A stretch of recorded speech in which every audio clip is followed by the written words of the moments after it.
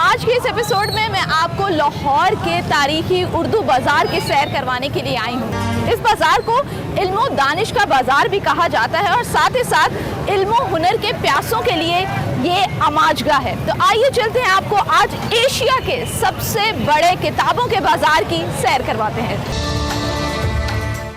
ناظرین، اس بازار کو کتابوں کا بازار یا کتابوں کا گھر بھی کہا جا سکتا تھا، لیکن سوچنے کی بات ہے اسے اردو بازار ہی کیوں کہتے ہیں، جبکہ یہاں پر نہ صرف اردو بلکہ انگریزی، فارسی، پشتو، اس کے علاوہ سرائکی، پنجابی بلکہ تمام تر زبانوں کی کتابیں شامل ہیں۔ نہ صرف یہ بلکہ یہاں پر ہر ٹاپک سے ریلیٹڈ بھی آپ کو بک مل جائے گی، لیکن پھر بھی اردو بازار کیوں؟ اردو بازار کے ارتقائی منازل ہندوستان کے شہر دلی سے بتائے جاتے ہیں، جو اس دور میں اردو ادب کا مرکز ہوا کرتا تھا۔ اردو زبان کے لفظی معنی لشکر یا چھاونی کے ہیں۔ اس دور میں ہندوستان کے وسطی علاقے میں ایک کیمپ قائم کیا گیا تھا۔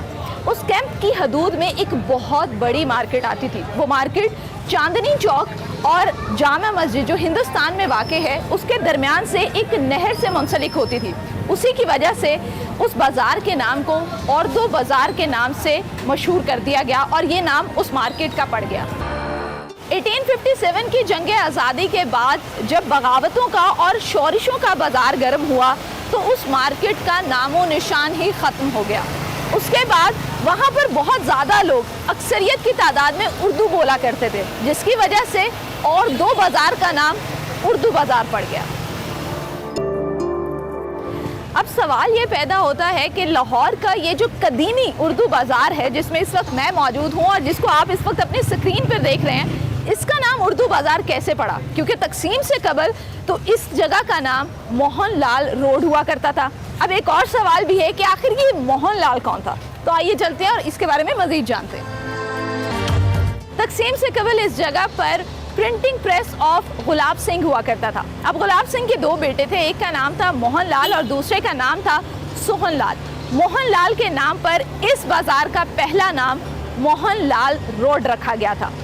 گلاب سنگھ کا جو پبلشنگ پریس تھا وہاں سے جتنی بھی کتب تیار کی جاتی تھی وہ دہلی، مدارس اور بہت بڑے بڑے شہروں تک بھیجی جاتی تھی۔ اس کے علاوہ میں ایک بات آپ کو بتاتی چلوں کہ تقسیم کے بعد اس جگہ کا نام پرنٹنگ کارپوریشن آف پاکستان رکھ دیا گیا تھا۔ اور اس دور کی اگر میں بات کروں تو اس دور میں ایک ہندو پبلشر بھی تھے جن کا نام تھا اتر چند کپور، ان کو بھی پرنٹنگ پہ اجارہ داری حاصل تھی۔ اب سوال یہ پیدا ہوتا ہے کہ موہن لال روڈ سے اس جگہ کا نام تقسیم کے بعد اردو بازار کیسے پڑا؟ تو تاریخ کی کتابیں بتاتی ہیں کہ ایک بزرگ شاعر تھے جن کا نام تھا حزین کاشمیری، اور کچھ لوگوں کا کہنا یہ ہے کہ معین صاحب تھے جنہوں نے اس بازار کا نام اردو بازار رکھا تھا۔ لیکن لاہور میں پریس سے پہلے پبلشنگ کیسے ہوا کرتی تھی؟ اب مغل سکھوں کے دور میں تو نہ تو اردو بازار تھا، نہ موہن لال روڈ، اور نہ ہی لاہور کسی چھاپے خانے سے واقف تھا۔ تو اس دور میں کتابیں قلمی شکل میں تاجران فروخت کرتے تھے، اور لاہور کا سب سے بڑا کتب فروش محمد بخش صاحب تھے۔ ان کے پاس 20-30 کے قریب کاتب موجود تھے، جو زیادہ تر کام مسجد وزیر خان کے پاس ہوا کرتا تھا۔ اور کہا جاتا ہے کہ لاہور میں پہلا پریس مطبع کوہ نور 1850 میں منشی ہرسکھ رائے نے جاری کیا۔ انگریزی دور میں مطبع خانوں کا راج ہوا تو کتب فروشی کا کام اندرون لوہاری کشمیری بازار، انارکلی مال روڈ کے ساتھ ساتھ موہن لال روڈ پر بھی ہونے لگا۔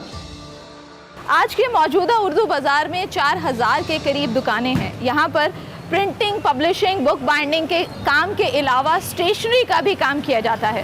اب یہاں دکانیں کتابوں، کاپیوں سے سجی ہوئی ہیں۔ گاہکوں سے معاملہ کرتے دکاندار کئی منزلہ عمارتیں، سائیکل، گدا گاڑی اور ریڑھی پر اسٹیشنری کھینچتا ہوا انسان، اتنی رونق سے اندازہ لگایا جا سکتا ہے کہ ہزاروں لوگوں کا روزگار آج بھی اس بازار سے جڑا ہے۔ اردو بازار میں تیار ہونے والی کتابیں اور کاپیاں پاکستان سمیت دنیا بھر کے اسلامی ممالک میں فروخت کی جاتی ہیں، اور یوں یہ بازار سالانہ طور پر اربوں روپے کی آمدنی کرتا ہے۔ اردو بازار میں نہ صرف نئی کتابیں بلکہ پرانی کتابوں کا بھی بہت بڑا اسٹاک موجود ہے۔ تو آئیے چلتے ہیں ناظرین اور ملاقات کرتے ہیں خالد پرویز صاحب سے جو صدر ہیں اردو بازار کے، اور ان سے جانتے ہیں کہ آخرکار اس بازار کا پاکستان کی اکانومی کے اوپر کتنا امپیکٹ پڑتا ہے۔ व्यूअर्स इस वक्त हमारे साथ खालिद परवेज साहब मौजूद हैं, सदर उर्दू बाज़ार के। इनसे अब हम मज़ीद जानेंगे उर्दू बाज़ार के बारे में। अस्सलाम वालेकुम सर। अस्सलाम वालेकुम। सर कैसे हैं आप? जी अल्लाह का करम। सर मैं अभी उर्दू बाज़ार का विज़िट करके आई हूँ और जितना पॉसिबल हो सका मैंने वो तमाम तर चीज़ें देखी भी हैं और अपने व्यूअर्स को भी दिखाई। अब आपसे मैं ये जानना चाहती हूँ कि इस बाज़ार का नाम तो मोहन लाल रोड हुआ करता था, तो ये उर्दू बाज़ार में कैसे कन्वर्ट हुआ?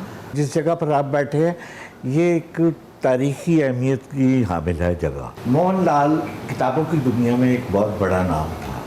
जिस इमारत में आप बैठे हैं ये उनकी रिहाइशगाह थी।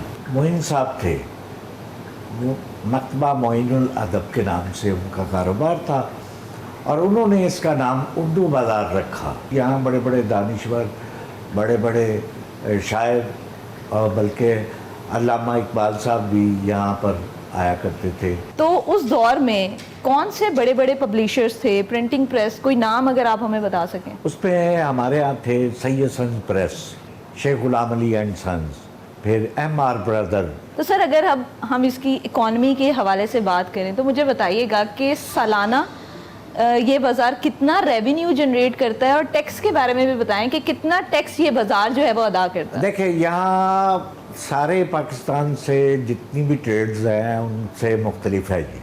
अच्छा, ये टैक्स किताब आने से पहले अदा कर दिया जाता है 50%। ओके। तो टेक्स्ट बुक बोर्ड के मुतालिक किताबें होती हैं। बाज़ार में ये मैं कह सकता हूँ कि 75% लोग टैक्स पेयर हैं।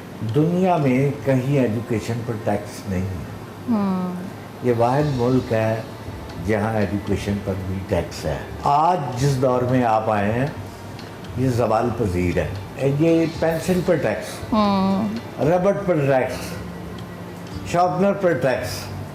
एक 5 रुपए की चीज़ जो मिलती थी आज 120 रुपए की है, बिजली महंगी होने की वजह से। फिर उस पर सोने पे सुहागा आपने ये कर दिया कि सेल टैक्स में जी आप आए। अच्छा, डिजिटल दौर आने के बाद किताब फरोशी जो है इसमें कितनी कमी आई है, सेल्स कितनी कम हुई है? जो हिस्ट्री के मुतालिक, हमारी तारीख के मुतालिक तो कुछ नहीं है। पहले जो किताब 10,000 छपती थी वो 500 भी नहीं छपती। वो इतना कम हो गया, बहुत कम है। वो इसकी वजह से, डिजिटल की वजह से वो सारी चीज़ें जो है ना ख़त्म हो गई हैं। बहुत शुक्रिया सर आपके टाइम का और बहुत अच्छा लगा आपसे बात करके।